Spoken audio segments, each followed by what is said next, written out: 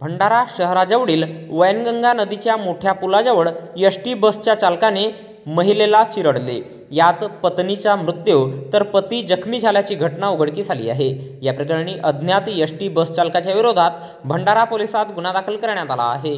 लग्न कार्यक्रमाला जात असलेल्या दाम्पत्याच्या स्कूटीला एका अज्ञात एसटी बसच्या चालकाने धडक दिली. यात महिला चाकाखाली आल्याने चिरडली गेली. त्यात तिचा जागीच मृत्यू झाला तर पती जखमी झाल्याची घटना दिनांक 7 मार्च रोजी सकाळी 11:15 दरम्यान भंडारा शहराजवळील वैनगंगा नदीच्या मोठ्या पुलाजवळ महामार्गावर घडली आहे.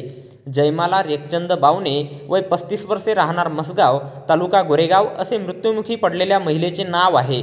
मसगाव येथील रेखचंद भागवत बावणे वय 36 वर्षे हा नागपूर येथे कुटुंबासह वास्तव्यास आहे. नागपूरवरून गोंगले पांढरी येथे लग्न कार्यक्रम असल्याने तो पत्नीसह स्कूटी क्रमांक MH40 CV 7745 या स्कूटीने नागपूरवरून गोंगले पांढरी येथे जाण्यास निघाला. भंडारा येथील वैनगंगा नदी पुलाजवळ मागेहून जाणाऱ्या अज्ञात एसटी बसच्या चालकाने स्कूटीला जबर धडक दिली. त्यात स्कूटीस्वार दाम्पत्य रस्त्यावर पडले.